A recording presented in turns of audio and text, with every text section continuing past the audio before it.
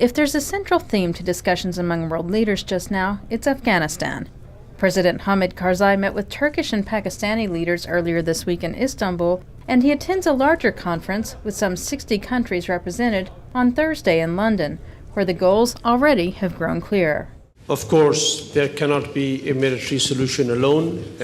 More and more we should work on the peaceful means of the resolution of this conflict. Welcome to Dispatch. I'm Marla Dial. Hamid Karzai is under intense pressure from both his own people and Western powers to strengthen security in Afghanistan.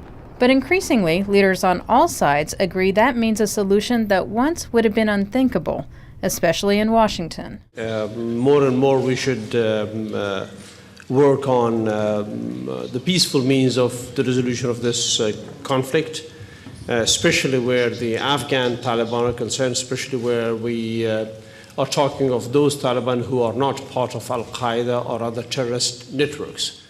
Karzai's sentiments have been echoed elsewhere by numerous leaders this week, a fact that carries its own significance for analysts. Real talks take place behind the scenes, and you only get to the public meetings once you've got certain things locked down.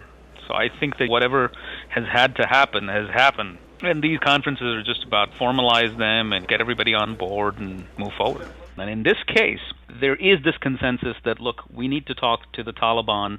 There are disagreements as to which Taliban and how to go about this. But there is this essential global emerging consensus that the Taliban have to be part of the political process in Afghanistan for the Obama-led strategy to succeed. The timing of the conferences and the new level of agreement between Washington, Kabul, Islamabad, and Ankara is somewhat driven by political concerns in the United States. The Taliban insurgency has reached a point where it can't be dealt with or prolonged any further, and the window of opportunity based on the political calculus of Washington is very short. There are elections coming up in November in the United States.